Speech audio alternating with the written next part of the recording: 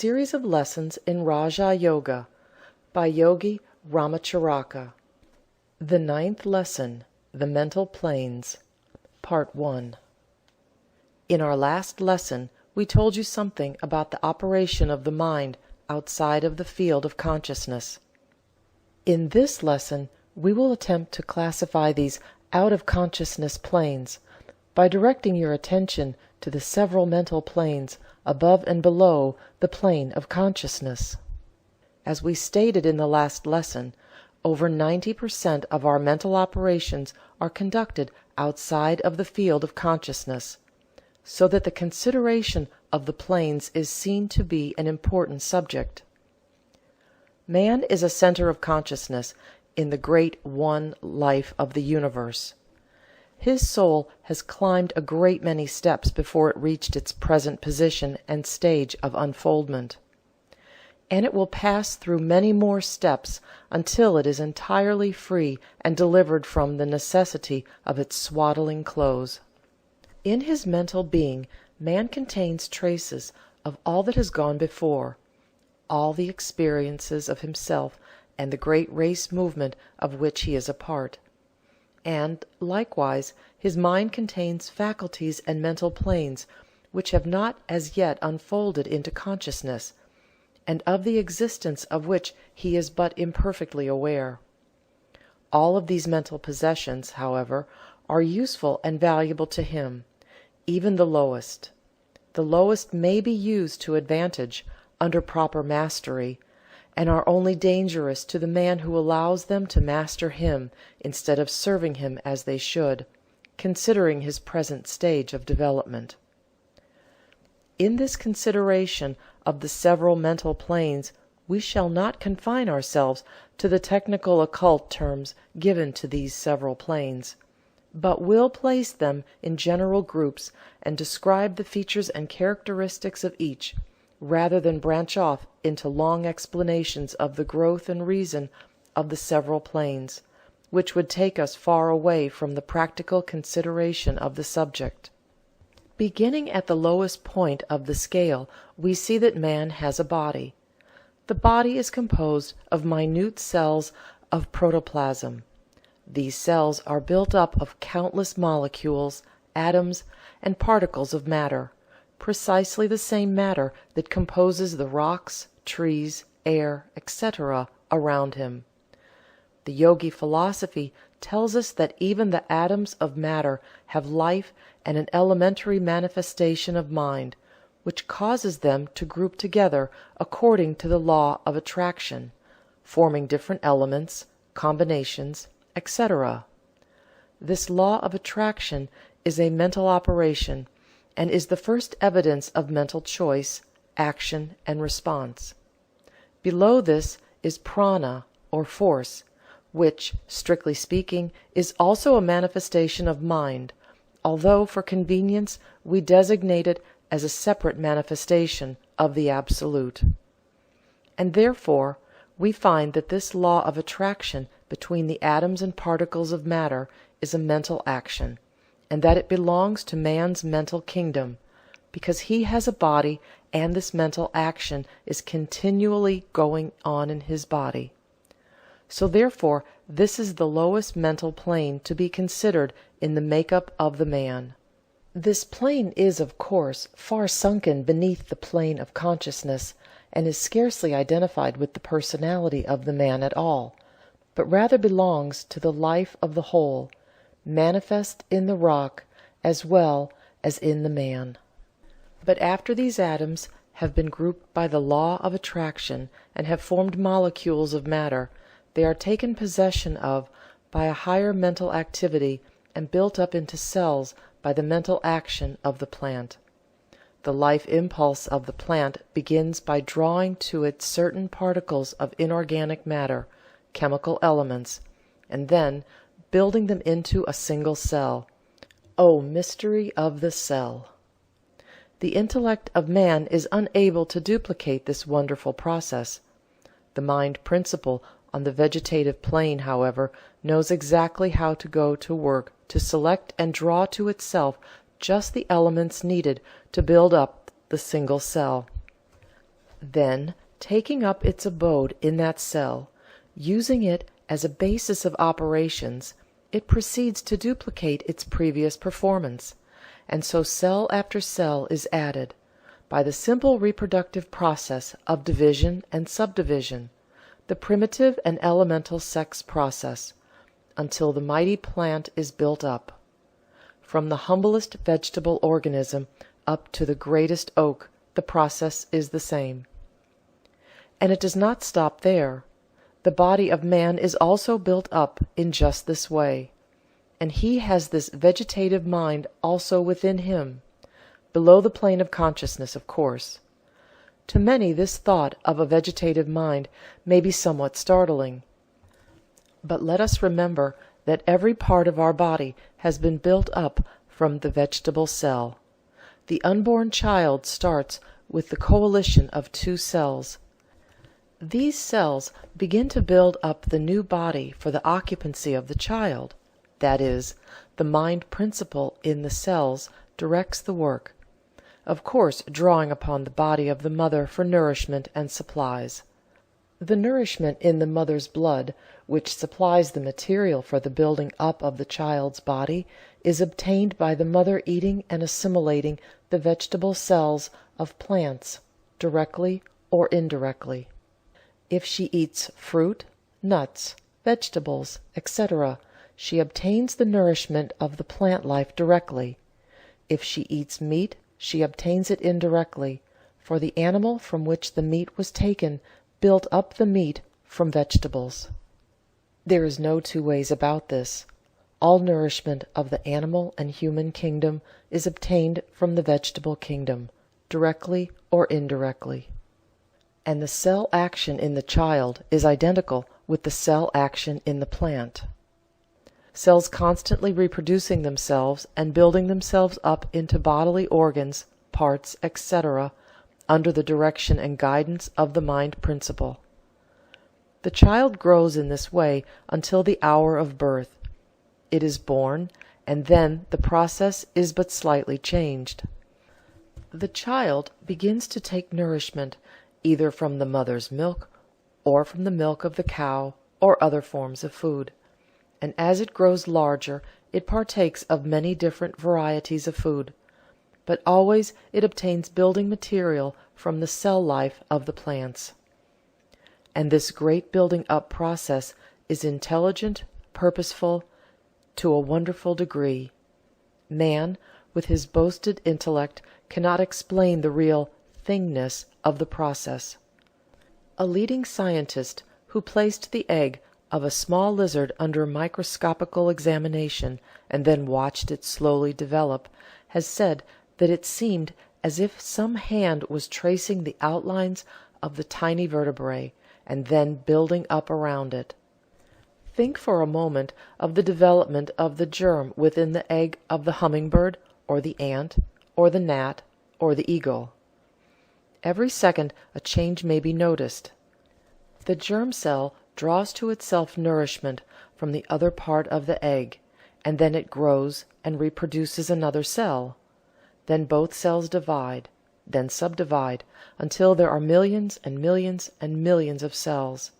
And all the while the building up process continues, and the bird or insect assumes shape and form, until at last the work is accomplished and the young bird emerges from the egg. And the work thus commenced continues until the death of the animal. For there is a constant using up and breaking down of cell and tissue, which the organism must replace. And so the vegetative mind of the plant, or insect, or animal, or man, is constantly at work, building up new cells from the food, throwing out worn out and used up material from the system. Not only this, but it attends to the circulation of the blood in order that the materials for the building up may be carried to all parts of the system. It attends to the digestion and assimilation of the food, the wonderful work of the organs of the body. It attends to the healing of wounds, the fight against disease, the care of the physical body. And all this out of the plane of consciousness. In the infant man, the animal world, the vegetable kingdom, ever at work, untiring, intelligent, wonderful. And this plane of mind is in man as well as in the plant, and it does its work without aid from the conscious part of man, although man may interfere with it by adverse conscious thought, which seems to paralyze its efforts. Mental healing is merely the restoring of normal conditions, so that this part of the body may do its work without the hindrance of adverse conscious thought. On this plane of the mind is found all of the vital functions and operations. The work is done out of consciousness, and the consciousness is aware of this part of the mind only when it makes demands upon the conscious for food, etc. On this plane also resides the elementary instinct that tends toward reproduction and sexual activity. The demand of this part of the mind is always increase and multiply, and according to the stage of growth of the individual is the mandate carried out, as we shall see presently. The elementary impulses and desires that we find rising into the field of consciousness come from this plane of the mind. Hunger, thirst, and the reproductive desires are its messages to the higher parts of the mind.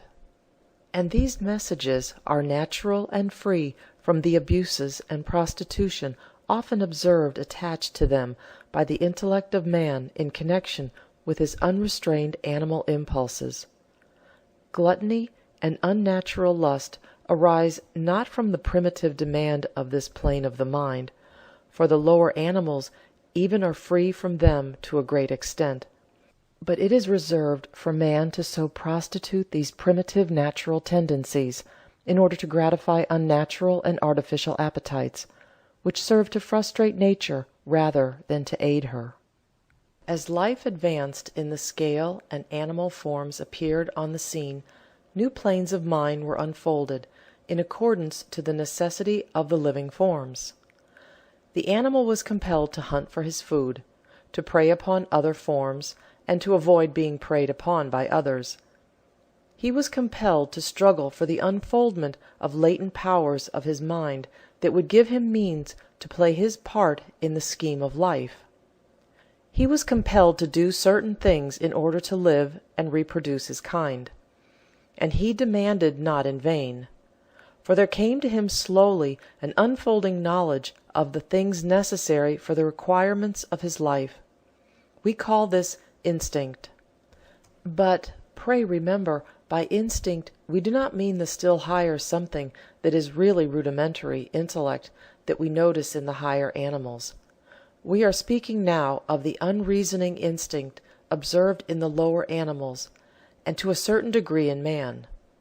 This instinctive plane of mentality causes the bird to build its nest before its eggs are laid, which instructs the animal mother how to care for its young when born and after birth, which teaches the bee to construct its cell and to store up its honey. These and countless other things in animal life and in the higher form of plant life are manifestations of instinct, that great plane of the mind. In fact, the greater part of the life of the animal is instinctive, although the higher forms of animals have developed something like rudimentary intellect or reason, which enables them to meet new conditions where intellect alone fails them. And man has this plane of mind within him, below consciousness. In fact, the lower forms of human life manifest but little intellect, and live almost altogether according to their instinctive impulses and desires. Every man has this instinctive mental region within him, and from it are constantly arising impulses and desires to perplex and annoy him, as well as to serve him occasionally. The whole secret consists in whether the man has mastery of his lower self or not. From this plane of the mind arises the hereditary impulses coming down from generations of ancestors, reaching back to the cavemen and still further back into the animal kingdom. A queer storehouse is this. Animal instincts, passion, appetites, desires, feelings, sensations, emotions, etc., are there. Hate, envy, jealousy, revenge, the lust of the animal seeking the gratification of his sexual impulses, etc., etc., are there, and are constantly intruding upon our attention until we have asserted our mastery. And often the failure to assert this mastery comes from an ignorance of the nature of the desire, etc. We have been taught that these thoughts were bad without being told why, and we have feared them and thought them the promptings of an impure nature, or a depraved mind, etc. This is all wrong. These things are not bad of themselves. They came to us honestly. They are our heritage from the past. They belong to the animal part of our nature, and were necessary to the animal in his stage of development. We have the whole menagerie within us, but that does not mean that we should turn the beasts loose upon ourselves or others. It was necessary for the animal to be fierce, full of fight, passionate, regardless of the rights of others, etc. But we have outgrown that stage of development, and it is ignoble for us to return to it, or to allow it to master us. This lesson is not intended as a discourse upon ethics or morals. We do not intend going into a discussion of the details of right and wrong, for we have touched upon that phase of the subject in other works. But we feel justified in calling your attention to the fact that the human mind intuitively recognizes the rightness of the living up to that which comes to us from the highest parts of the mind, the highest product of our unfoldment. And it likewise intuitively recognizes the wrongness of the falling back into that which belongs to the lower stages of our mentality, to the animal part of us. That is our heritage from the past, and that which has gone before. While we may be puzzled about many details of morals and ethics, and may not be able to explain why we consider certain things right or wrong, we still intuitively feel that the highest right of which we are capable is the acting out of that which is coming to us from the highest pole of our mental being, and that the lowest wrong consists in doing that which carries us back to the life of the lower animals, insofar as mentality is concerned. Not because there is anything absolutely wrong in the mental processes and consequence of the animals in themselves. They are all right and perfectly natural in the animals, but we intuitively recognize that for us to fall back to the animal stage is a going backward in the scale of evolution. We intuitively shrink at the exhibition of brutality and animality on the part of a man or woman. We may not know just why, but a little reflection will show us that it is a sinking in the evolutionary scale against which the spiritual part of us revolts and protests. But this must not be construed to mean that the advanced soul looks upon the animal world with disgust or horror. On the contrary, there is nowhere to be found a higher respect for animal life and being than among the yogi and other advanced souls.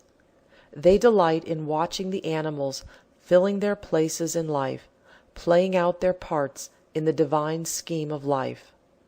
Their animal passions and desires are actions viewed sympathetically and lovingly by the advanced soul, and nothing wrong or disgusting is seen there.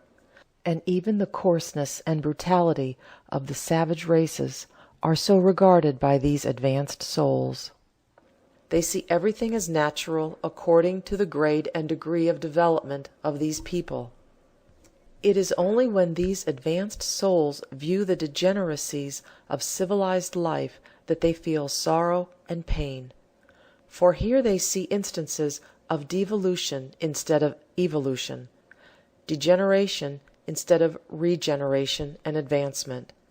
And not only do they know this to be the fact, but the degenerate specimens of mankind themselves feel and know it. Compare the expression of the animal or savage going through their natural life actions and performances. See how free and natural are their expressions, how utterly apart are evidences of wrongdoing. They have not as yet found out the fatal secret of good and evil.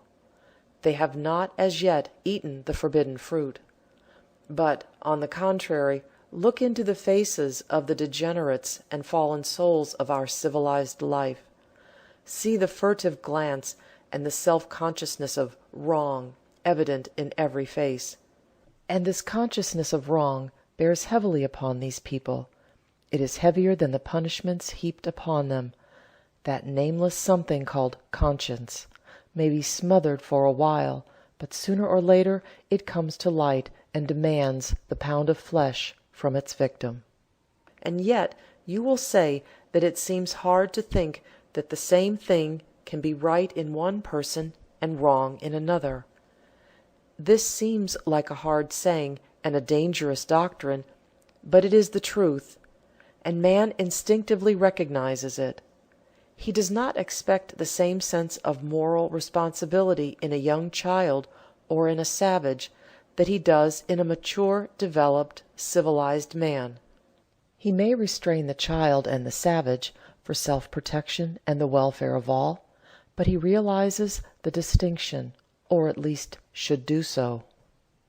And not only is this true, but as man advances in the scale, he casts off many ideas of wrong that he once held, having outgrown the old ideas and having grown into new conceptions. And the tendency is always upward and onward. The tendency is constantly from force and restraint toward love and freedom. The ideal condition would be one in which there were no laws and no necessity for them, a condition in which men had ceased to do wrong because they had outgrown the desire rather than from fear or restraint or force. And while this condition as yet seems afar off, there is constantly going on an unfoldment of higher planes and faculties of the mind, which when once fully manifest in the race will work a complete revolution in ethics and laws and government, and for the better, of course. In the meantime, mankind moves along, doing the best it can, making a steady though slow progress. End of Section 20. Section 21. The Ninth Lesson. The Mental Planes. Part 2. There is another plane of the mind which is often called the instinct, but which is but a part of the plane of the intellect, although its operations are largely below the field of consciousness. We allude to what may be called the habit mind in order to distinguish it from the instinctive plane. The difference is this: the instinctive plane of mind is made up of the ordinary operations of the mind, below the plane of the intellect, and yet above the plane of the vegetative mind, and also of the acquired experiences of the race, which have been transmitted by hereditary, etc. But the habit mind contains only that which has been placed there by the person himself, and which he has acquired by experience, habit, and observation, repeated so often until the mind knows it so well that it is carried below the field of consciousness and becomes second nature and akin to instinct. The textbooks upon psychology are filled with illustrations and examples of the habit phase or plane of the mental operations, and we do not think it necessary to repeat instances of the same kind here. Everyone is familiar with the fact that tasks which at first are learned only by considerable work and time soon become fixed in some part of the mind until their repetition calls for little or no exercise of conscious mental operation. In fact, some writers have claimed that no one really learns how to perform a task until he can perform it almost automatically. The pupil who in the early stages of piano playing finds it most difficult to control and manage his fingers, after a time is able to forget all about his fingering and devote his entire attention to the pages of his music, and after this he is able to apparently let his fingers play the entire piece of music by themselves without a thought on his part. The best performers have told us that in the moments of their highest efforts they are aware that the out-of-conscious portion of their mind is doing the work for them, and they are practically standing aside and witnessing the work being done. So true is this that in some cases it is related that if the performer's conscious mind attempts to take up the work, the quality is impaired, and the musician and the audience notice the difference. The same thing is true in the case of the woman learning to operate the sewing machine. It is quite difficult at first, but gradually it grows to run itself. Those who have mastered the typewriter have had the same experience. At first, each letter had to be picked out with care and effort. After a gradual improvement, the operator is enabled to devote her entire attention to the copy and let the fingers pick out the keys for themselves. Many operators learn rapid typing by so training the habit mind that it picks out the letter keys by reason of their position, the letters being covered over in order to force the mind to adapt itself to the new requirements. A similar state of affairs exists wherever men or women have to use tools of any kind. The tool soon is recognized by the mind and used as if it were a part of the body, and no more conscious thought is devoted to the manipulation than we devote to the operation of walking, which, by the way, is learned by the child only by the expenditure of time and labor. It is astonishing how many things we do automatically in this way. Writers have called our attention to the fact that the average man cannot consciously inform you how he puts on his coat in the morning, which arm goes in first, how the coat is held, etc. But the habit mind knows very well. Let the student stand up and put on his coat in the regular way, following the leadings of the habit mind. Then, after removing it, let him attempt to put it on by inserting the other arm first, for instance. He will be surprised to find how awkward it will be for him, and how completely he has been depending upon the habit mind. And tomorrow morning, let him find out which shoe the habit mind has been putting on him first, and then try to reverse the order, and notice how flurried and disturbed the habit mind will become, and how frantically it will signal to the conscious mind, "Something wrong up there." Or try to button on your collar, reversing the order in which the tabs are placed over the button, right before left, or left before right, as the case may be, and notice the involuntary protest. Or try to reverse the customary habit in walking and attempt to swing your right arm with the movement of your right leg, and so on, and you will find it will require the exercise of great willpower. Or try to change hands, and use your knife and fork. But we must stop giving examples and illustrations. Their number is countless. Not only does the habit mind attend to physical actions, etc., but it also takes a hand in our mental operations. We soon acquire the habit of ceasing to consciously consider certain things, and the habit mind takes the matter for granted, and therefore we will think automatically on those particular questions, unless we are shaken out of the habit by a rude jolt from the mind of someone else, or from the presentation of some conflicting idea occasioned by our own experience or reasoning processes. And the habit mind hates to be disturbed and compelled to reverse its ideas. It fights against it and rebels, and the result is that many of us are slaves to old, outgrown ideas that we realize are false and untrue, but which we find that we cannot exactly get rid of. In our future lessons, we will give methods to get rid of these old, outgrown ideas. There are other planes of mind which have to do with the phenomena known as psychic, by which is meant the phases of psychic phenomena, known as clairvoyance, psychometry, telepathy, etc.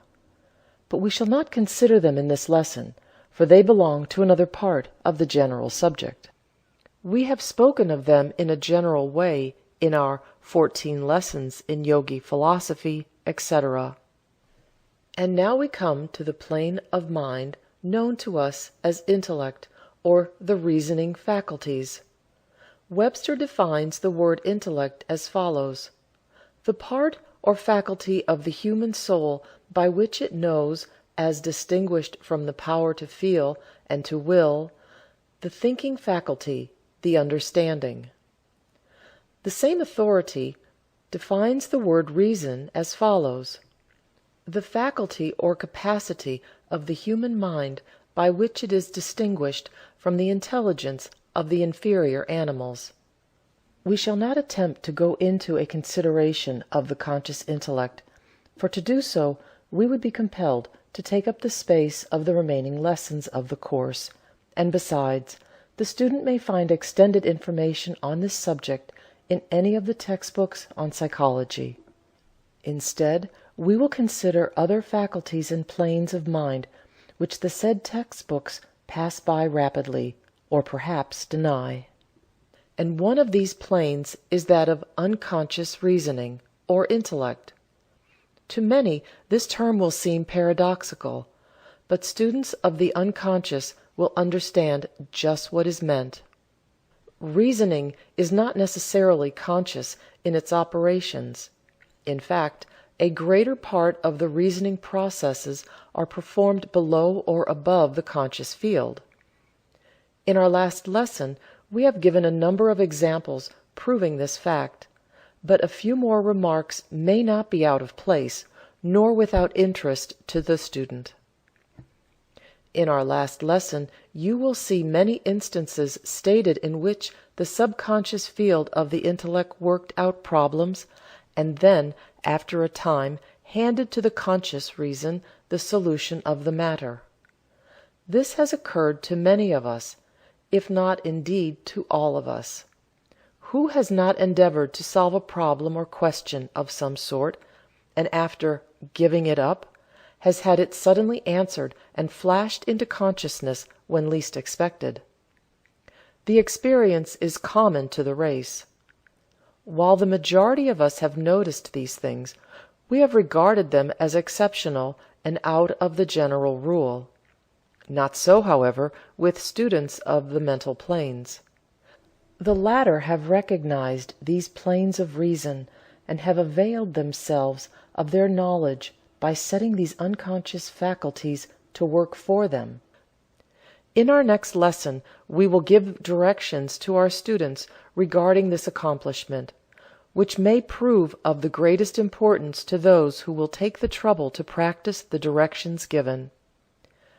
It is a plan that is known to the majority of men who have done things in the world, the majority of them, however, having discovered the plan for themselves as the result of a need or demand upon the inner powers of mind. The plane of mind immediately above that of intellect is that known as intuition. Intuition is defined by Webster as follows: direct apprehension or cognition, immediate knowledge, as in perception or consciousness, involving no reasoning process, quick or ready insight or apprehension. It is difficult to explain just what is meant by intuition, except to those who have experienced it, and these people do not need the explanation. Intuition is just as real a mental faculty as is intellect, or, to be more exact, is just as much a collection of mental faculties. Intuition is above the field of consciousness, and its messages are passed downward, though its processes are hidden. The race is gradually unfolding into the plane of intuition, and the race will someday pass into full consciousness on that plane. In the meantime, it gets but flashes and glimpses from the hidden region. Many of the best things we have come from that region: art, music, the love of the beautiful and good poetry, the higher form of love, spiritual insight to a certain degree, intuitive perception of truth, etc., etc., come from this region. These things are not reasoned out by the intellect, but seem to spring full-born from some unknown region of the mind. In this wonderful region dwells genius. Many, if not all, of the great writers, poets, musicians, artists, and other examples of genius have felt that their power came to them from some higher source. Many have thought that it emanated from some being kindly to them, who would inspire them with power and wisdom. Some transcendent power seemed to have been called into operation, and the worker would feel that his product or creation was not his handiwork, but that of some outside intelligence. The Greeks recognized this something in man and called it man's demon.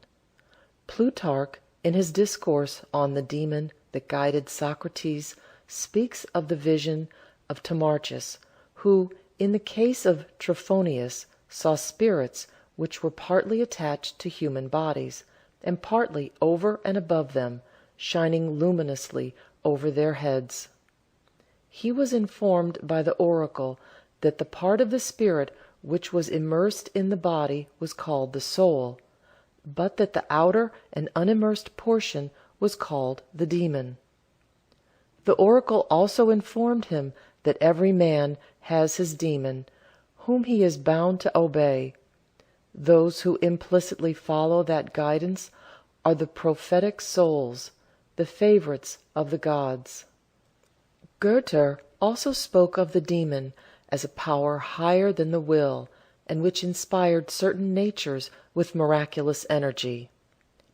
We may smile at these conceptions, but they are really very close to the truth. The higher regions of the mind, while belonging to the individual and a part of himself, are so far above his ordinary consciousness that to all intents and purposes messages from them are as orders from another and higher soul. But still the voice is that of the "I," speaking through its sheaths as best it is able. This power belongs to every one of us, although it manifests only in the degree that we are able to respond to it. It grows by faith and confidence, and closes itself up and withdraws into its recesses when we doubt it and would question its veracity and reality. What we call originality comes from this region. The intuitive faculties pass on to the conscious mind some perception of truth higher than the intellect has been able to work out for itself, and lo, it is called the work of genius. The advanced occultist knows that in the higher regions of the mind are locked up intuitive perceptions of all truth, and that he who can gain access to these regions will know everything intuitively and as a matter of clear sight, without reasoning or explanation. The race has not as yet reached the heights of intuition. It is just beginning to climb the foothills. But it is moving in the right direction. It will be well for us if we will open ourselves to the higher inner guidance, and be willing to be led by the Spirit. This is a far different thing from being led by outside intelligence, which may or may not be qualified to lead. But the Spirit within each of us has our interests at heart and is desirous of our best good, and is not only ready but willing to take us by the hand and lead us on.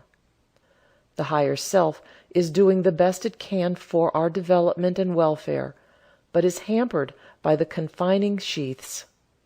And alas, many of us glory in these sheaths and consider them the highest part of ourselves. Do not be afraid to let the light of the Spirit pierce through these confining sheaths and dissolve them.